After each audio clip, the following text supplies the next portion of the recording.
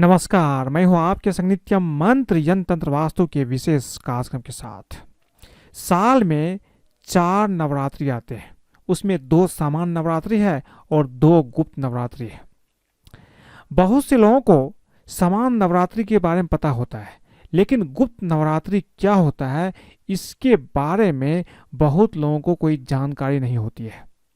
सामान्य नवरात्रि और गुप्त नवरात्रि में क्या अंतर है, सामान्य नवरात्रि में क्या करना चाहिए और गुप्त नवरात्रि में आपको क्या खास करना चाहिए। गुप्त नवरात्रि में पूजा करने से किस तरह से आपकी मनोकामना बहुत जल्द पूरी हो सकती है, इसके बारे में भी हम चर्चा करेंगे। तो हमारे साथ बने रहिए, हम आपको बताएंगे क्या होता है गुप्त नवरात्रि, किस तरह से इसमें पूजा की जाती है और समान नवरात्रि गुप्त नवरात्रि में क्या है खास अंतर। इसके साथ साथ हम ये भी जानेंगे कि गुप्त नवरात्रि में खास पूजा विधि क्या है और किस तरह से हम एक खास महाप्रयोग भी गुप्त नवरात्रि में करेंगे ताकि आपकी हर इच्छा पूर्ण हो जाए। इसके साथ साथ धन लाभ के लिए आपको क्या खास उपाय करना है और बरकत बढ़ाने के लिए भी एक खास उपाय हम आपको गुप्त नवरात्रि में बताएंगे। अगर आप इस उपाय को करेंगे गुप्त नवरात्रि में तो आपकी इच्छा निश्चित रूप से पूर्ण होगी, धन की प्राप्ति होगी, बरकत भी आपके घर में होगा। तो हमारे साथ बने रहिए, एक एक करके सारी चीज़ों को बताएंगे। लेकिन इसके पहले अगर आप हमारे चैनल को सब्सक्राइब नहीं किए हैं तो कृपया इसे सब्सक्राइब कर ले तथा बेल बटन को भी दबाएं ताकि नए वीडियो का नोटिफिकेशन आपको तुरंत मिल जाए। हम लोग साल में होने वाले केवल 2 नवरात्रि के बारे में जानते हैं, चैत्र या वासंतिक नवरात्र और आश्विन या शारदीय नवरात्र। इसके बारे में हमको पता है। इसके अलावा 2 और नवरात्र भी है जिसमें विशेष कामनाओं की सिद्धि की जाती है। कम लोगों को इसका ज्ञान होने के कारण और इसके छिपे हुए होने के कारण इनको गुप्त नवरात्रि कहते हैं। साल में 2 बार गुप्त नवरात्रि आते हैं। पहला आता है माघ शुक्ल पक्ष में और दूसरा आता है आषाढ़ शुक्ल पक्ष में। इस प्रकार कुल मिलाकर के वर्ष में 4 नवरात्रि होते हैं। यह चारों ही नवरात्रि ऋतु परिवर्तन के समय मनाए जाते हैं। महाकाल संहिता और तमाम शाक्त ग्रंथों में इन 4 प्रकार के नवरात्रों का वर्णन बताया गया है। इनमें विशेष तरह की इच्छा पूर्ति तथा सिद्धि प्राप्त करने के लिए पूजा और अनुष्ठान किया जाता है। जिस प्रकार समान नवरात्रि में देवी के 9 रूपों की पूजा की जाती है, ठीक उसी प्रकार गुप्त नवरात्रि में 10 महाविद्याओं की पूजा की जाती है। इस दौरान देवी भगवती के भक्त बेहद कड़े नियम के साथ मां के व्रत और साधना करते हैं। गुप्त नवरात्रि के दौरान आदि शक्ति के 10 स्वरूप यानी 10 महाविद्या की पूजा की जाती है, जिनमें मां काली है, मां तारा देवी, त्रिपुर सुंदरी, मां भुवनेश्वरी, मां छिन्नमस्ता, त्रिपुर भैरवी, मां धूमावती, मां बगलामुखी, मां मातंगी और कमला देवी की पूजा विधि विधान से की जाती है। अब ये जानते हैं कि समान नवरात्रि और गुप्त नवरात्रि में क्या अंतर है। देखिए, समान नवरात्रि में आम तौर पर सात्विक और तांत्रिक दोनों तरह की पूजा की जाती है, जबकि गुप्त नवरात्रि में ज्यादातर तांत्रिक पूजा की जाती है। गुप्त नवरात्रि में आम तौर पर इसका ज्यादा प्रचार प्रसार नहीं किया जाता, अपनी साधना को गोपनीय रखा जाता है। अब ये जानते हैं कि गुप्त नवरात्रि में क्या खास पूजा विधि होगी। देखिए, 9 दिन के लिए आप कलश की स्थापना भी कर सकते हैं। अगर आपने कलश की स्थापना की है तो दोनों समय सुबह और शाम आपको मंत्र जाप, चालीसा, दुर्गा सप्तशती का पाठ अगर आप जानते हैं तो ये आपको करना चाहिए। दोनों समय माँ की आरती भी आपको करना चाहिए। माँ का दोनों बेला भोग भी आप लगाइए और सबसे अच्छा भोग होगा लौंग और बतासे का। माँ के लिए लाल फूल सर्वोत्तम होगा। माँ को आक, मदार, दूब और तुलसी बिल्कुल भी अर्पित नहीं करना चाहिए, इसका ध्यान रखिए। पूरे दिन अपना खान पान और आहार को सात्विक बना रखें। आप मांस मदिरा का सेवन मत कीजिए, साथ में लहसुन प्याज का भी सेवन आपको नहीं करना है। अगर आप कलश की स्थापना कर रहे हैं, पूजा पाठ कर रहे हैं, तभी आपकी पूजा सफल होगी। अब ये जानते हैं कि गुप्त नवरात्रि में किस तरह से आपको खास पूजा करना है। देखिए, सामान्य पूजा तो आप कर ही सकते हैं, इसके साथ साथ आप एक खास महाप्रयोग भी कर सकते हैं। इसके लिए क्या करना है कि आपको नवरात्रि के हर दिन एक लकड़ी की चौकी पर लाल कपड़ा बिछाइए, उस पर माँ की एक मूर्ति स्थापित कर दीजिए और माँ के समक्ष एक बड़ा घी का एक मुखी दीपक जला लीजिए। अगर घी शुद्ध ना हो तो तिल के तेल का भी दीपक आप जला सकते हैं। सुबह और शाम एक मंत्र का कम से कम 108 बार जाप कीजिए। रुद्राक्ष की माला से आप जाप कर सकते हैं या उंगली पर भी जाप कर सकते हैं। मंत्र होगा ओम एम ह्रीम क्लीम चामुंडाय बिच्चे। इस मंत्र का जाप आप सुबह शाम दोनों समय कर सकते हैं, नहीं तो जब भी आपको एक समय भी मौका मिले तो एक समय भी आप कर लीजिए। इससे आपकी हर कामना की पूर्ति होगी।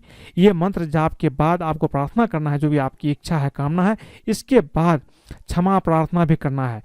क्षमा प्रार्थना में आपको ये बोलना है कि हे देवी, मैंने आपकी पूजा की, पूजा में जो भी गलती हुई उसे आप क्षमा करें और मेरी इच्छा पूर्ण हो। इस तरह से आपको क्षमा प्रार्थना कर लेना है। अब नवरात्रि में चूंकि इस समय देवी की बहुत बड़ी कृपा होती है इस धरती पर, तो धन लाभ के लिए भी आप खास उपाय कर सकते हैं। देखिए, गुप्त नवरात्रि के दौरान किसी भी दिन सभी कार्यों से निवृत्त होकर के आप उत्तर दिशा की ओर मुख करके बैठ जाइए। पीले आसन पर बैठना है। अपने सामने तेल के 9 दीपक जला लीजिए। ये चीज आप किसी एक दिन भी करेंगे तो ये आपका काम इसमें हो जाएगा। ये दीपक जो आप जलाएंगे ये साधना काल तक, पूजा समय तक जलते रहना चाहिए। दीपक के सामने लाल चावल को आप रंग लीजिए और चावल का, उस रंगे हुए चावल से आप एक ढेरी बना लीजिए। उस पर एक श्रीयंत्र रखकर उसका कुमकुम, फूल, धूप और दीप से पूजन कीजिए। अब यह श्रीयंत्र जो है आपको मार्केट में मिल जाएगा। आप स्फटिक का श्रीयंत्र भी ले सकते हैं या नहीं तो पारस शिवलिंग भी ले सकते हैं। इस दोनों में जो भी मिल जाए, लेकिन ये शुद्ध होना चाहिए।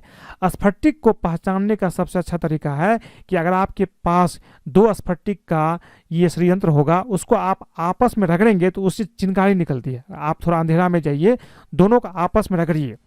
अगर चिंगारी निकले तो समझिए ये शुद्ध स्फटिक का श्रीयंत्र है। आप अगर कांस का श्रीयंत्र लाएंगे, उसकी पूजा करेंगे तो उसका कोई फल आपको प्राप्त नहीं होगा। इसके बाद आप क्या कीजिए कि एक प्लेट लीजिए और उस प्लेट पर स्वास्तिक बना करके, आप स्वास्तिक हल्दी से भी बना सकते हैं और सिंदूर से भी बना सकते हैं, उसे अपने सामने रख करके उसका भी पूजन करना है।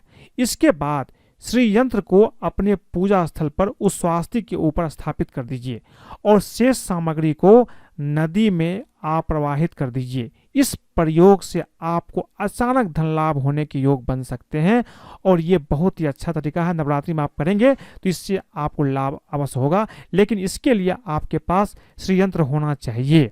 और जब भी आपके घर में श्रीयंत्र होगा और इसकी पूजा आप लगातार करते रहेंगे तो जीवन में कभी भी धन की कमी नहीं होगी। अब दूसरा चीज जो नवरात्रि में एक चीज आप और कर सकते हैं, कभी कभी बरकत नहीं होता है। जो चीज आप लेते हैं जो घर में है उसमें बरकत नहीं होता है, दुकान में बरकत नहीं होता है, तो आप बरकत बढ़ाने के लिए खास उपाय कर सकते हैं। गुप्त नवरात्रि में किसी भी दिन सुबह स्नान करके साफ कपड़े में आप क्या कीजिए, अपने सामने एक मोती शंख रखिए। मोती शंख भी आपको बाजार में मिलेगा। मोती शंख को जब आप कान के पास ले जाइएगा तो उससे आवाज आती है, गो गो करके आवाज आती है।